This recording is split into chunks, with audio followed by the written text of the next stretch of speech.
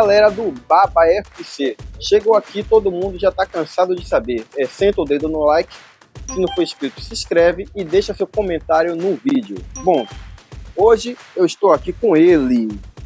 Eu fiz até uma pesca porque o currículo é extenso, né?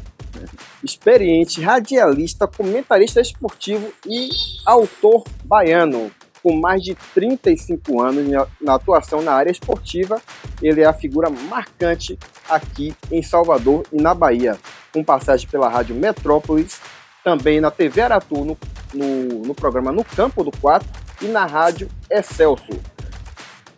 Então eu deixo aqui com vocês, né? Rui Botelho. Tudo bem, David? Tudo ótimo. Que bom que o canal chama-se Baba. E o Baba na Bahia significa fazer amizades. Exato. No Brasil inteiro chama-se Pelada. Aqui na Bahia é o Baba. Jogou um Baba há 20 anos atrás com alguém, você encontra depois na rua e diz, pô, eu joguei um Baba com você. Exato, você lembra do desse Baba. nome. E aí é que a gente faz amizade ali. O Rui Botelho também é escritor, né, Rui? Com 2 lançamentos agora recentes, né? Na verdade, eu já publiquei 8 livros. E os 2 últimos foram O Sorriso da Bola e O Novo Endereço. O Sorriso da Bola que eu falo pela primeira vez, de maneira literária, sobre futebol. Eu nunca falei de futebol porque eu acho que era um assunto muito específico para você fazer um livro. Muita gente escreveu sobre isso. Mas ninguém tinha escrito ainda sobre o lado engraçado do futebol. As coisas que acontecem fora do campo, as coisas que não são a bola rolando no gramado. E O Novo Endereço, em homenagem a um querido amigo e irmão que foi morar no céu, foi morar longe e, enfim, a Covid, infelizmente, levou um pedaço de mim. Eu falar em sorriso da bola, a bola que não anda sorrindo pro Bahia. É verdade, né? É verdade. É uma parte da torcida que é a demissão do técnico Rogério Ceni, outra parte da torcida que é a permanência, que é a continuidade do trabalho. Torcida essa que muitos vêm dizendo que ficou dividida, né? A velha torcida, que é aquela torcida fiel do Bahia, e a torcida da SAF, a torcida, como se diz, entre aspas, modinha, a torcida da SAF. Então, como alguns comentaristas, alguns influencers do Bahia, como o Jailson Barona, postou ontem na sua rede social que, indagando, né, a gente vamos tirar Rogério Ceni e vamos colocar quem? Daí, antes de vir aqui para esse bate-papo, esse bate-bola com você, eu fiquei pensando, né? O Vasco tirou Diniz, veio o Renato Gaúcho e resolveu. Certo. Melhorou. O Flamengo tirou o Felipe Luiz, veio o Leonardo Jardim, o Flamengo também melhorou. E por que não o Bahia não pode fazer essa mesma coisa? Certo. Porque eu acho que o Rogério Ceni já chegou ao limite, né? O teto dele. Bom, depende. Para a gente falar de um treinador, eu quero mandar um abraço para Jailson Barahona, meu amigo. E acrescentando ao que ele falou, eu concordo com ele em relação a você pensar num novo nome. É difícil no mercado hoje você encontrar alguém que tenha um critério tão bem elaborado como o Rogério Ceni, que é um homem que estudou na Europa esse tema. Mas o ciclo de um treinador de futebol, não precisa ser Rogério Ceni, qualquer um deles, tem 3 etapas. No momento que o treinador é contratado pelo clube, que chega, ele tem uma curva ascendente, porque todo mundo do elenco quer mostrar o serviço ao treinador novo. Todo mundo quer um lugar ao sol, todo mundo quer ser titular do time. Então todo mundo corre, rema o barco com a mesma direção. E aí a curva é ascendente, o time começa a ganhar, o torcedor fica animado. Depois vem a fase da planície, depois da subida da planície, que é onde ele começa a identificar problemas no elenco. É uma panelinha aqui que não gosta dele, é a outra que gosta muito, é um jogador que está insatisfeito, é um que faz biquinho na hora que é substituído. Essa fase da planície, as coisas começam a ficar difíceis para o treinador. Aí as derrotas começam a aparecer, a torcida começa a cobrar, e aí a terceira fase, que é o declínio, o momento que se troca o treinador. No Brasil é muito comum, e se troca muito de treinador, chama-se dança dos técnicos. O Bahia está aí para os homens terem lucro. O objetivo de ter comprado o Bahia não foi de graça, não foi aleatoriamente, vou comprar o Bahia porque o Bahia é bonitinho, não. Houve um estudo pelo torcedor que compra o paralelo do futebol, que são as marcas na camisa, que são os produtos que vêm a reboque de um jogo de futebol e que, usando a marca do Bahia, ficam fortes no mercado, enfim. é uma empresa gigantesca. A bola entrando na rede fica para quem é torcedor, que toma chuva, toma sol, mas está lá. Não leva o leite para casa do filho, mas está lá comprando ingresso do time. Esse torcedor, hoje no Bahia, são 10%.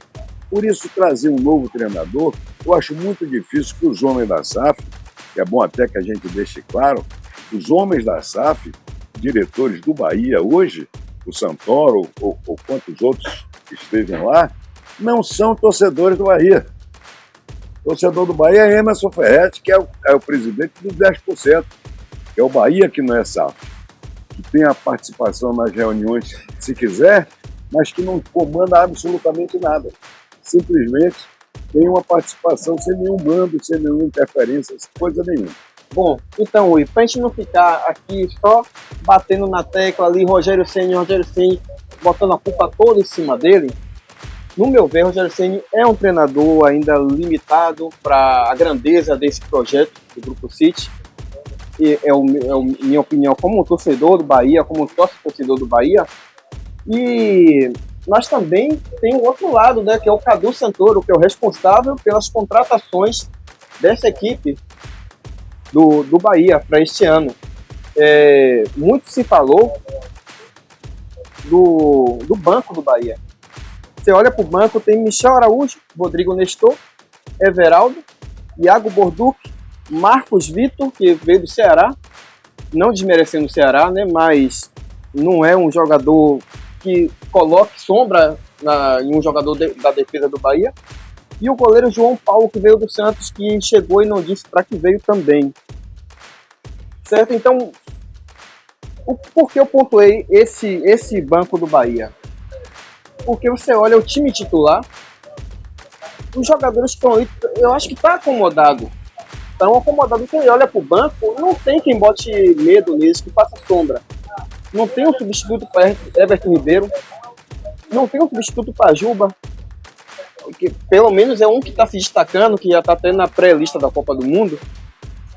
Mas o Cadu Santoro não contratou o suficiente para o Bahia brigar pelas competições que estava este ano. Saiu precocemente da Taça Libertadores, com o jogo quase dado na mão para o Bahia se classificar. O Bahia perdeu aqui dentro da Fonte Nova. Não se classificou para a Sul-Americana justamente por conta disso, saiu na primeira fase, né? E este ano a CBF, não sei o que ela quis fazer, né?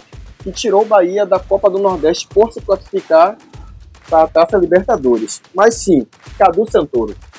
Começando a fazer uma análise sobre o trabalho do Cadu Santoro, a gente tem que considerar, eu pelo menos considero, ele um preposto da SAF, né?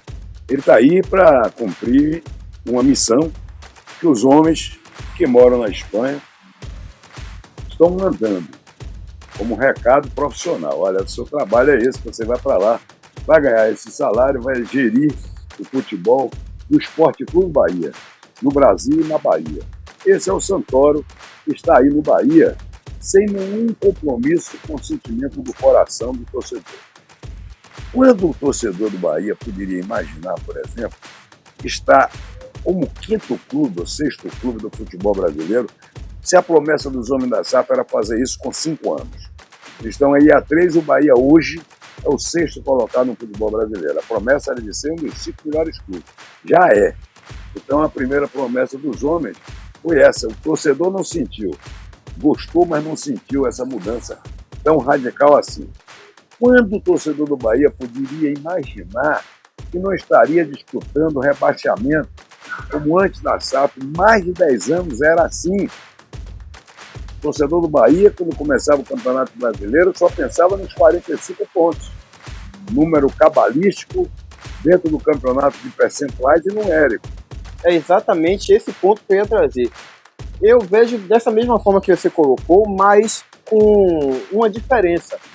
Lá no passado, a gente sabia que o Bahia não tinha aporte financeiro para melhorar. Então, a gente orava, a gente estava ali na Série C, na Série B, lutando para não cair na Série A, mas sabendo que o time não tinha aporte financeiro para melhorar. Hoje o Bahia tem o aporte financeiro e tem aquela coisa, né? Quanto mais se tem, mais se quer. Então, quanto mais tem dinheiro, mais condições tem, a cobrança da torcida é maior de querer mais. A torcida sempre vai querer mais. Claro, e para você ter uma ideia, David, e veja bem, você é muito jovem, mas eu sou do tempo que o Bahia não tinha credibilidade para comprar material de jogo no mercado. O Bahia devia na praça ao ponto de o fornecedor não vender ao Bahia, porque sabia que não ia receber. Os salários andavam naquela época atrasados 3, 4, 5 meses. Naquela época tinha uma coisa chamada bicho, que era uma gratificação por vitória ou empate, e o Bahia atrasava um ano de pagar isso que era combinado com os jogadores. E hoje o Bahia tem tranquilidade absoluta da parte administrativa financeira, mas não está conseguindo fazer o casamento do coração com o torcedor. Os dirigentes do Bahia hoje são icebergs, são pedras de gelo. Eles são gelados.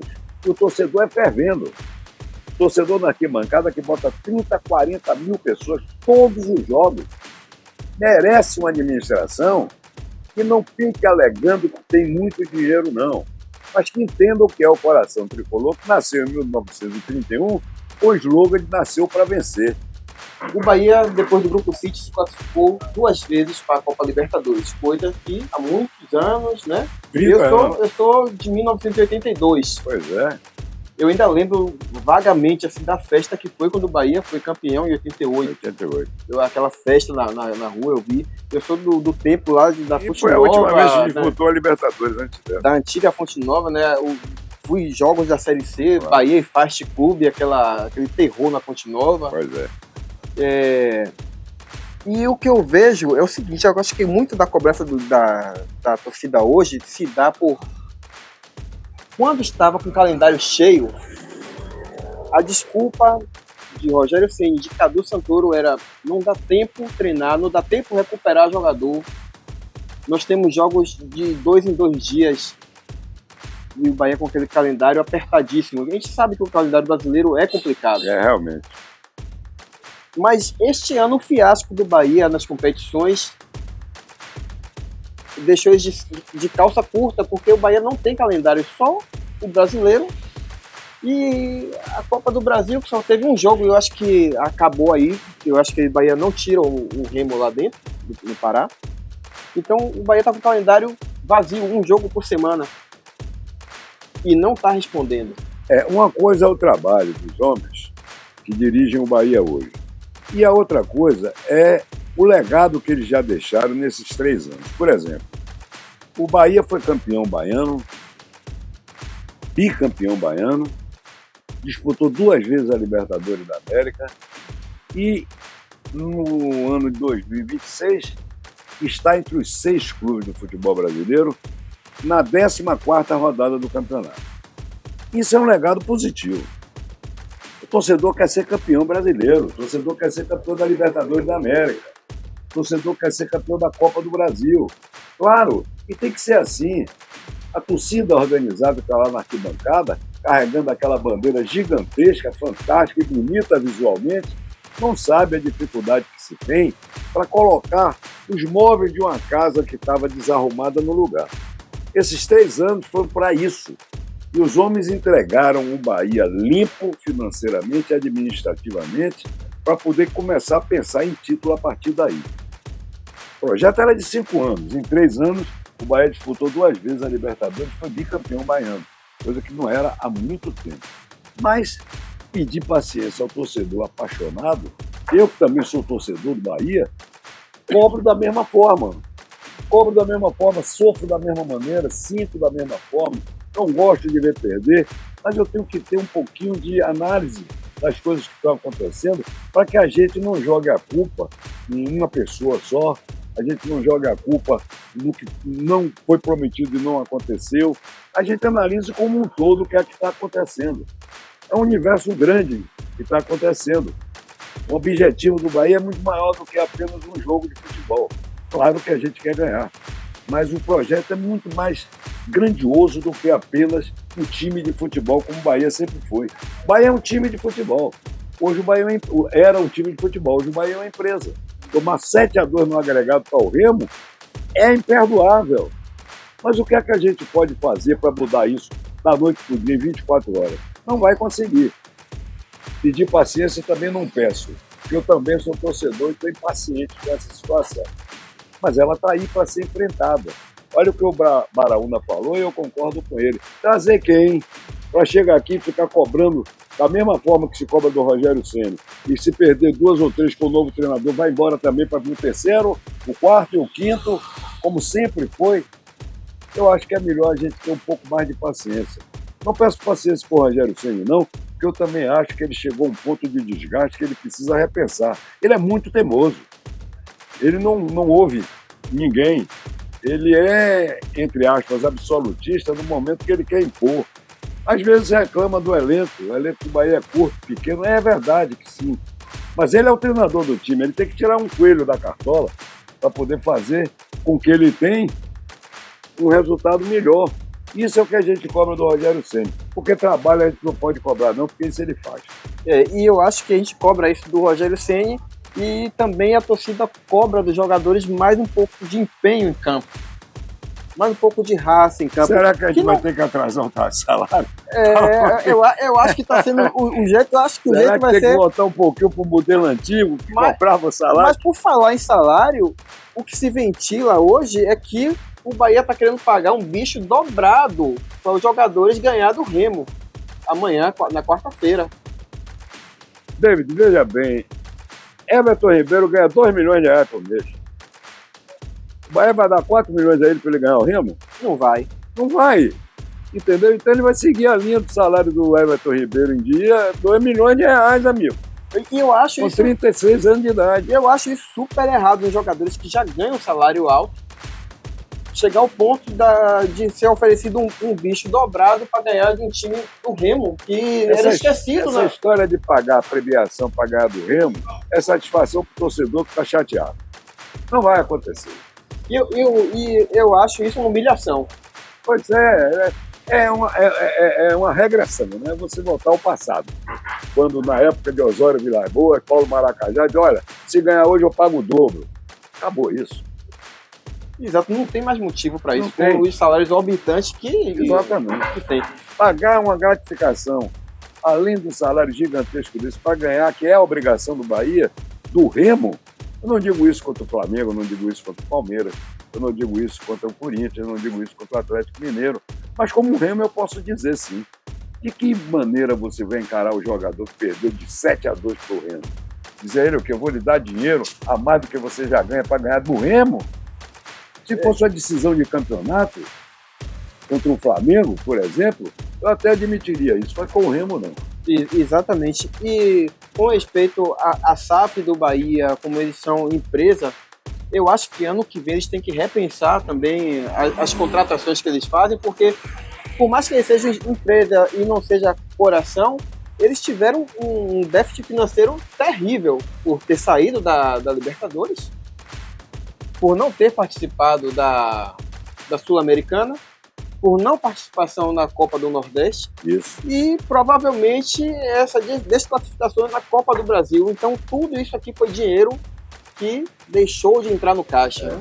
E a namorada de Santoro não está na janela, né? Porque toda vez que abre a janela aí, as contratações não vêm. Não vem. E nós ficamos com contratações pontuais o ano passado inteiro. Aquela história do goleiro, aquela história de um zagueiro, aquela história de um lateral e aquela história de um centroavante, que até hoje não conseguiu ter um centroavante a cara do Bahia. Quem viu o Beijoca jogar, quem viu o Cláudio Adão jogar, quem viu Charles jogar, bicampeão brasileiro, quem viu outros tantos que passaram pelo Bahia. Para a galera mais atual aí, quem viu o Wesley, quem viu o Wesley. Enfim, você não pode admitir que o Bahia tem um centroavante como Everaldo e como William José. Não é o centroavante que o Bahia merece. O torcedor merece coisa muito melhor. E os problemas pontuais não foram corrigidos. O Bahia trouxe o João Paulo, que não funcionou na época que foi contratado. O Bahia trouxe o Borducci, que também não funcionou na lateral esquerda. E o Bahia trouxe o William José e o Everaldo de volta. Já tinha Se visto livre do Everaldo e traz de A volta. desculpa de trazer Everaldo Nossa! seria, né? Eles venderam o atacante da base, o Thiago, Sim. né? Venderam o Thiago e tentaram contratar o Alejo Vélez, que hoje, segundo a imprensa argentina, é o melhor atacante argentino. O Bahia contratou, mas só vem nessa segunda janela. Só vai jogar na segunda janela. Então eles trouxeram Everaldo como um tapa-buraco. Mas Everaldo? Eu gostaria até de ver Del mais. Não como titular absoluto em Salvador da Pátria, porque toda vez que entra é para o torcedor cobrar de um garoto de 17 anos, Salvador da Pátria. Vai salvar para botar Del que ele vai resolver o problema. Não é assim.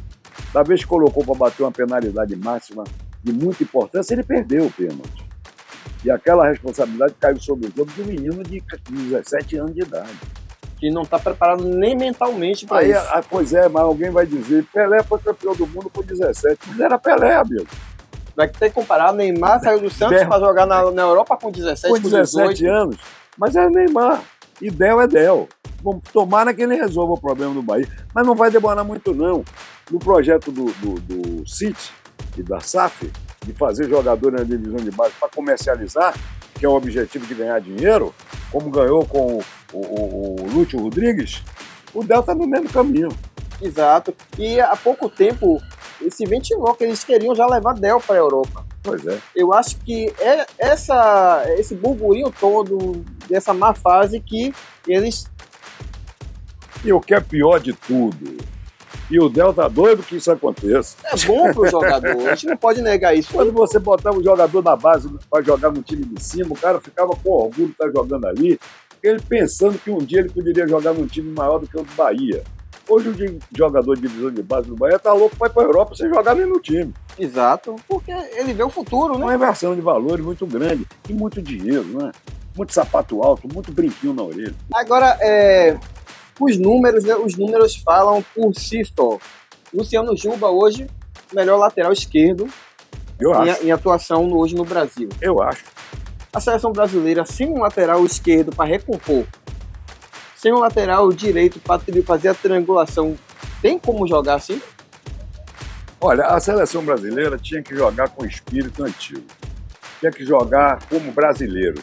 Hoje, os jogadores da seleção brasileira, que são brasileiros, são muito mais europeus. Porque 90% joga na Europa. Tem um modelo de futebol diferente do brasileiro. O Brasil foi pentacampeão do mundo jogando o Baba, que é o nome do seu canal. Né? O jogador ficava de férias, vinha para a Bahia, por exemplo, quem morava na Bahia, que estava jogando fora, vinha jogar, passar férias na Bahia e jogar baba na praia. Jogador que eu chamo babeiro, jogador que gosta de jogar futebol. Hoje o jogador de futebol gosta de ganhar dinheiro. Everaldo, por exemplo, não suporta futebol. Acho que ele devia escolher voleibol, qualquer outra coisa. Acho que ele está na profissão errada. Não gosta de futebol. Então gosta de jogador babeiro. A seleção brasileira, pentacampeã, todo mundo era babeiro. Romário era, Pelé era, Garrincha era, Ronaldinho Gaúcho era, Ronaldo Fenômeno era, Tafarel era. Todo mundo era brasileiro e que gostava de jogar futebol. Hoje o brasileiro gosta de ganhar dinheiro. Não está jogando futebol no Brasil, está jogando na Europa. Então, a camisa da seleção brasileira significa toda a bandeira sobe, pode ser até que dê uma emoçãozinha, mas é zinha. Pronto, então para finalizar aqui, vamos fazer um bate-pronto aqui, né? Isso. Bahia. Essa fase do Bahia é um técnico ruim ou contratações erradas? Contratações erradas, o técnico não é ruim e a espera que os homens pedem ao torcedor é uma espera que está começando a ficar longa, mas ela tem que existir. O Bahia vai chegar no lugar que os homens prometeram, porque já chegou administrativo e financeiramente. Falta chegar como um time de futebol. Seleção brasileira, Ancelotti deve levar Juba e Neymar ou mantém a seleção que ele vem já treinando aí esse tempo todo? Eu levaria os dois. Eu levaria o Juba porque é o melhor jogador da lateral esquerda no futebol brasileiro hoje. É um jogador que está muito... Juba está motivado. Juba não jogou ainda na Europa. Juba ainda não tem o salário que Neymar tem. Juba está com vontade de jogar. No momento que ele vestir a camisa da seleção brasileira, ele vai ser o jogador que ele é, sem brinquinho, né? Sem salto alto, por isso eu levava o Juba. E o Neymar eu também levava pelo craque que ele é, mas com aquela conversa que eu lhe falei que tinha que ter com ele antes. Olha, vou lhe levar, mas se na subida do avião o tamanco quebrar, o bico cair, você fica no aeroporto, não viaja não. Eu acho que, como você falou, o Juba tá com vontade, eu acho que, só voltando um pouquinho aqui, eu acho que são 2 jogadores no Bahia que jogam com vontade, Juba e o uruguaio, o Nico Azevedo. Joga muito Acevedo. Aonde coloca, ele joga, é o onipresente. Então. Olha aí o inverso das coisas, é um estrangeiro com cara de Bahia. Exato. É o que a torcida do Bahia gosta de ver. Pois é. Por mais que ele erre alguns passes muitas vezes, mas ele passa... Porque ele é babeiro, ele gosta de jogar futebol, ele joga para ganhar. Exato. Tem jogador que não joga para ganhar, joga por obrigação. Acevedo joga para ganhar. Se todos os jogadores fossem assim, nós teríamos um time do Bahia muito melhor do que já é. O time do Bahia tem um grande time, um grande elenco. Tirando aquela parte ofensiva que está problemática até hoje, o goleiro até que resolveu aí. Com a chegada do Léo, melhorou a coisa por ali. Mas lá na frente está ruim. Mas é preciso jogar. Eu quero 10 Azevedo no time. É o que eu costumo dizer. 10 Azevedo resolvia o problema do Bahia. Era outra coisa. Eu arrisco até dizer que se botasse Azevedo no gol, ele jogava bem. É isso aí. Esse foi o Rui Botelho. Você já sabe, né? Chegou até aqui. Deixa seu comentário. Deixa o seu curtir. Se não for inscrito, se inscreve aí no nosso canal. E o Bora Bahia. Bora pro Baba. David, muito obrigado pelo Valeu, convite. Rui, muito obrigado pela participação no seu canal, o Baba Futebol Clube. E você que está assistindo, joga esse Baba Futebol Clube que é bom pra caramba. Né? Valeu, Rui. Pronto.